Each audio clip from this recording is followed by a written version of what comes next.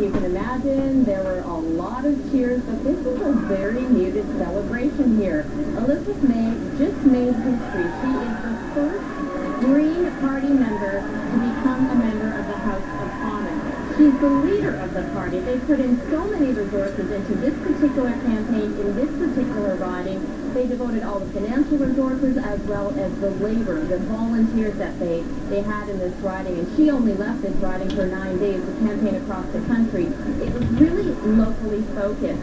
And obviously it paid off because she is now going to Ottawa and has unseated a Conservative member, a cabinet minister, no less. And think about it, in the last election she tried to unseat Conservative Peter MacKay, didn't win, but did have a significant impact and was able to get some federal funding for her campaign here. But she has been very successful tonight. She's unseated Gary Lunn, and right now there is a party, but like I told you, it is very muted. I think that they're more dismayed about the Conservative majority that is going to Ottawa. And so it's not quite the celebration that everybody thought it would be here. All right, Robert Gill. Still a historic night for the Green Party. Elizabeth May winning her seat in Saanich Gulf Islands. We're going to check in with some other notables across the country and their ridings and how they've done. Eric Sorensen has some results for us. Eric. All right, Donna, there are many. We're just going to first, let's have a little quick look at the map of Canada if we still have it. How is that changing tonight, just at a glance? It's a lot more NDP orange than we've seen in the past.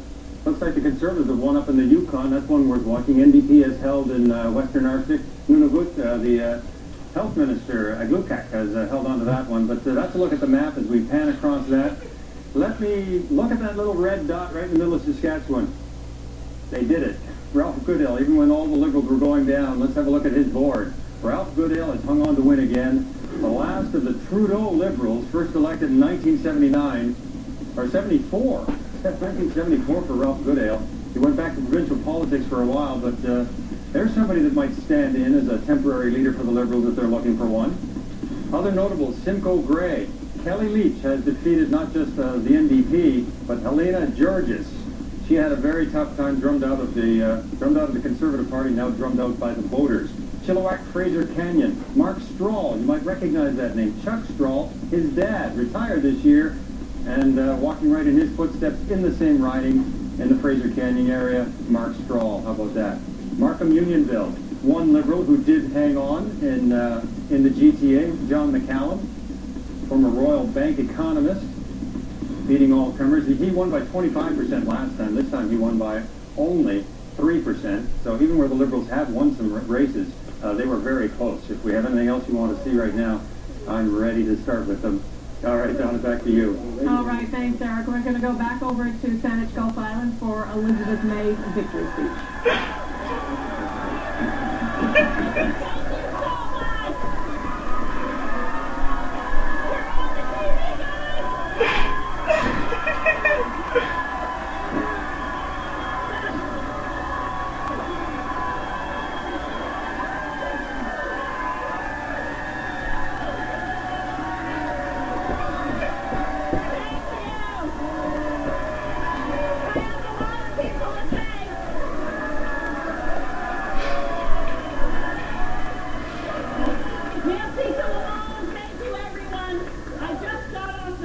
From a very boisterous bar on Salt Spring Island, where I called again there.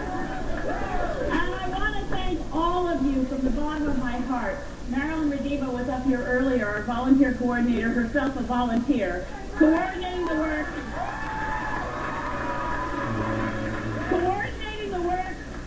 And listen to this, Canada. Listen to this. Coordinating the work of the 1,000 volunteers on the Saanich Peninsula, the 700 volunteers on Salt Spring Island, and altogether 2,000 volunteers from Saanich Gulf Island who today made history.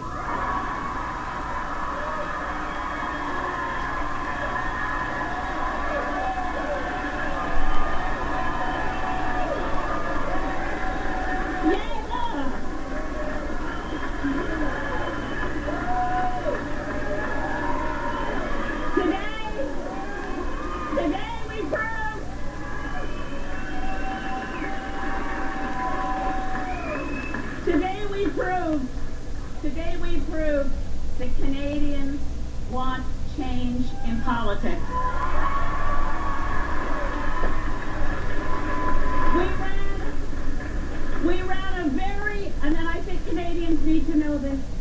all know this, we ran a very non-partisan campaign.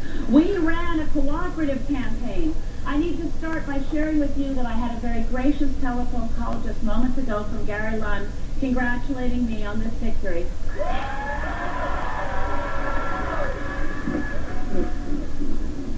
And history for the Green Party, electing their leader, Elizabeth May, the first Green Party member to be elected in Canada. We are now going to go over to Carolyn Jarvis and Daryl Bricker.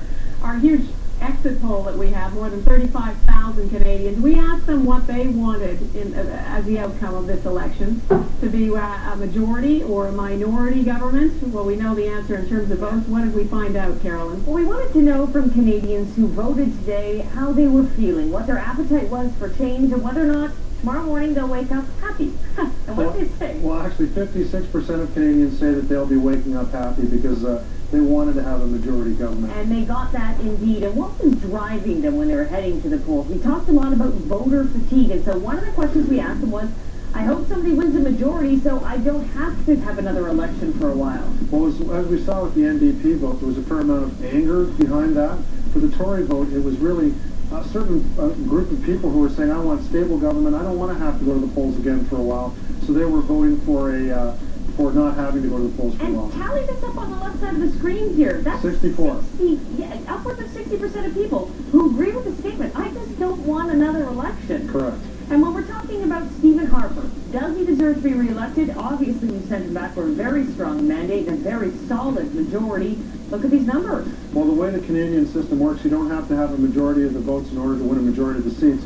And we see here that 45% of the population actually did say to us, you know what, come to think of it, Stephen Harper does deserve to be reelected. Donna, we have yet to hear from Stephen Harper tonight, but he's probably very happy also.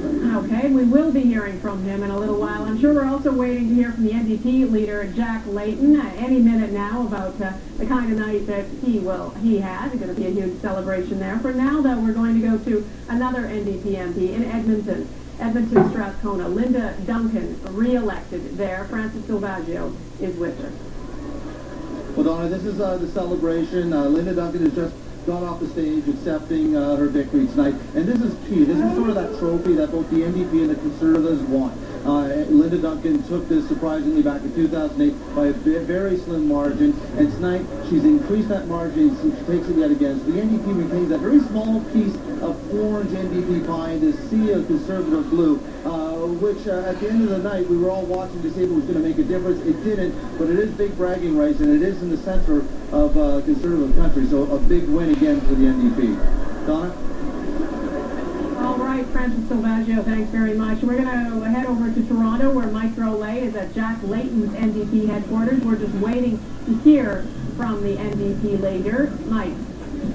Yes, we're hearing just trying to figure out exactly when Jack Layton's going to be just coming out to speak to his supporters. We're hearing now it's going to be a couple of minutes. Quite the day for the NDP. Certainly they didn't expect to win 105 seats, and they do have a lot of work left with them. I asked Farr Boulanger, who is the press secretary for Jack Layton, what he was going to do, and of course he's very confident that he can get his the rookie Quebec MPs in order to try to get them up to speed with how things work in Ottawa.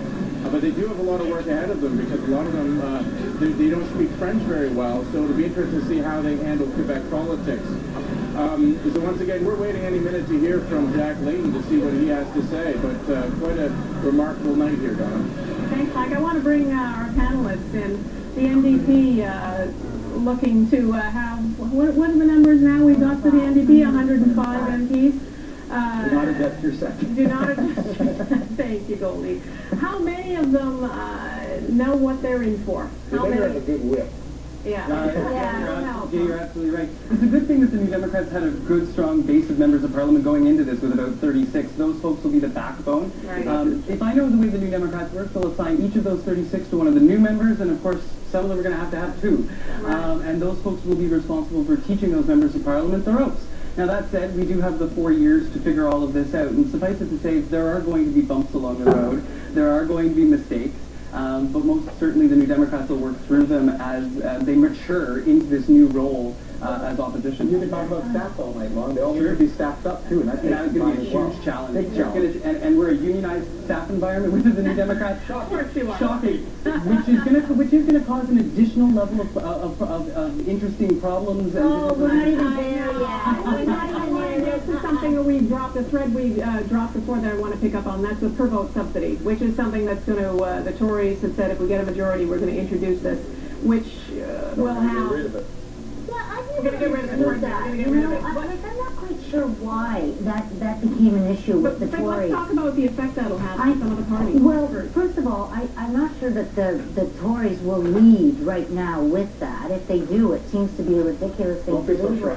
What, like, it's punitive? It's petty. It's absolutely petty. No, there's a principle. There's a principle about that. And what is that principle? Political parties should be able to go to the people and raise the money they need to run an election, not tax it away from people, because that's your tax dollars going to a party you don't support. You know, I'll tell you something. In the United States of America, candidates spend the majority of their time raising funds. We're not talking about the United States of America. We're talking about Canada. But that's the way system that worked long before it was introduced. We had the old system. We just want to go back to the old system. Well, I'll tell you the benefit. I'll tell you the benefit today of that per vote subsidy is the number of women that were elected in this Parliament directly. Nothing to do with Yes, it does. Absolutely, it does. Subsidy. What does it have to do with it? It has to do with, you have to look at what we got rid of. We got rid of big corporate and big union donations, and we said in return for that we were going to have a public base for parties to operate from so that they can build their policy, build their nation without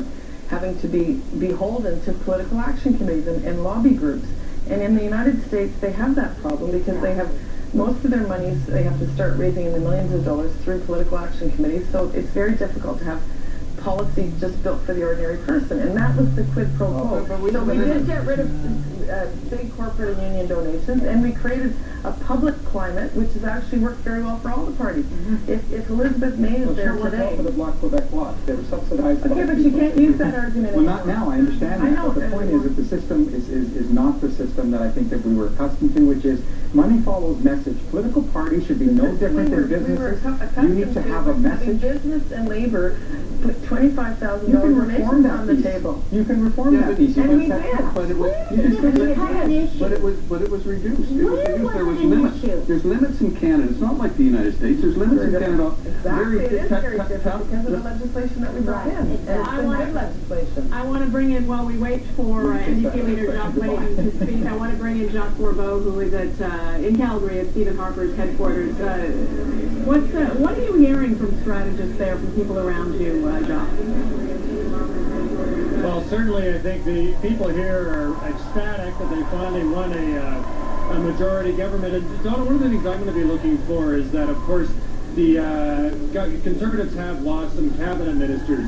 So what are they going to do with that? Because one of the things I've noticed since Stephen Harper has been in power is that he has not, he's really not demoted many people from his cabinet or promoted people in. When we have cabinet shuffles, it's really just moving the deck chairs around a little bit. So for me, one of the things to watch for once Stephen Harper gets back to Ottawa is what is he going to do with his cabinet? How much, how many new faces we see in that cabinet? He's lost Lawrence Cannon, for one. That's a big one. Absolutely. And yeah, and the other dynamic I think is going to be interesting with the NDP now as official opposition is I think there's going to be more of a stark ideological divide between the government and the official opposition. And also a thing to watch for is all those new Quebec, NDP MPs from Quebec. How much are they going to push Jack Layton to start demanding some movement on the constitutional file and other things that Layton was talking about during the campaign? So for Stephen Harper, it's going to be a different experience because he's going to be facing a